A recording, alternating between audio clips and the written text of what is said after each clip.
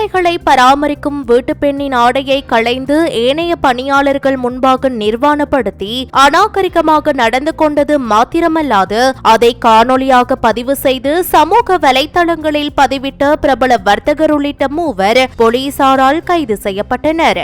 சமூக வலைதளங்களில் கடந்த சில நாட்களாக பகிரப்பட்டு வந்த குறித்த காணொலி தொடர்பில் சிறுவர் மற்றும் மகளிர் துஷ்பிரயோக தடுப்பு மற்றும் விசாரணை பிரிவினர் முன்னெடுத்த விரிவான விசாரணைகளை தொடர்ந்து குறித்த சந்தேக நபர்கள் கைது செய்யப்பட்டதாக போலீஸ் ஊடக பிரிவு தெரிவித்துள்ளது.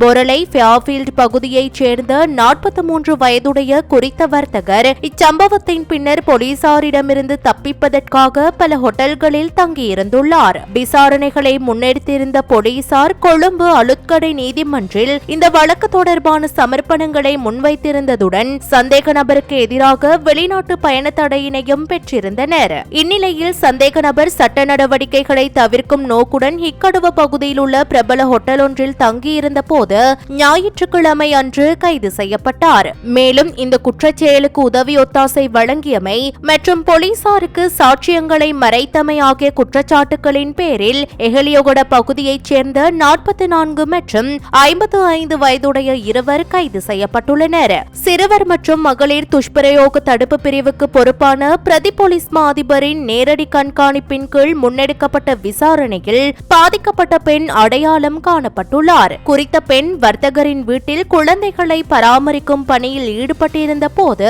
அங்கிருந்த ஏனையவர்கள் முன்னிலையில் அவர் இழிவுபடுத்தப்பட்ட அநாகரிகமாக நிர்வாணப்படுத்தப்பட்டமை விசாரணையில் உறுதியாகியுள்ளது. இந்த சம்பவம் தொடர்பான மேலதிக விசாரணைகள் சிறுவர் மற்றும் மகளிர் துஷ்பிரயோக தடுப்பு பிரிவினரால் முன்னெடுக்கப்பட்டுள்ளன.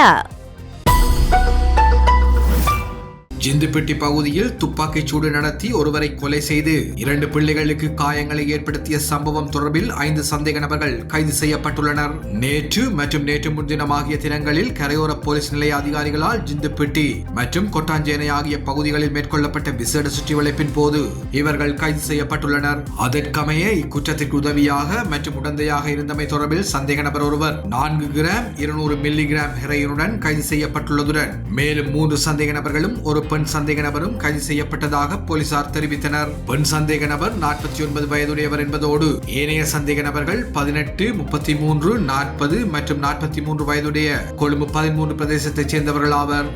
சந்தேக நபர்கள் நேற்று புதுக்கடை இலக்கம் 1 நீதிவான் நீதிமன்றத்தில் ஆஜர்படுத்தப்பட்டதுடன் அவர்களில் ஒரு சந்தேக நபரை 23ஆம் தேதி வரை தடுப்பு காவலில் வைக்க உத்தரவு பெறப்பட்டுள்ளது.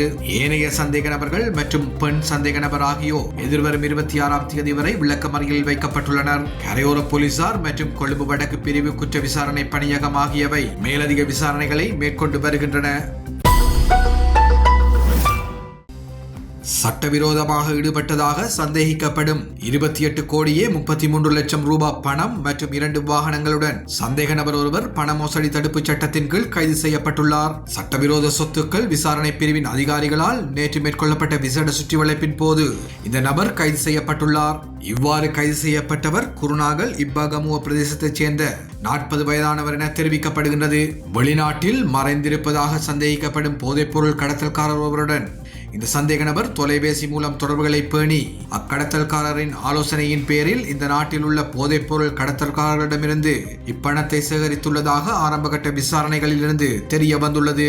அத்துடன் போதைப்பொருள் கடத்தல் மூலம் ஈட்டப்பட்ட பணத்தினால் குறித்த வாகனங்கள் கொள்வனவு செய்யப்பட்டுள்ளதாகவும் இதுவரை மேற்கொள்ளப்பட்ட விசாரணைகளில் இருந்து தெரிய வந்துள்ளது. சந்தேக நபர் குருநாகல் நீதிவான் நீதிமன்றத்தில் ஆஜர்படுத்தப்பட உள்ளதுடன் சட்டவிரோத சொத்துக்கள் விசாரணை பிரிவினர் மேலதிக விசாரணைகளை மேற்கொண்டு வருகின்றனர்.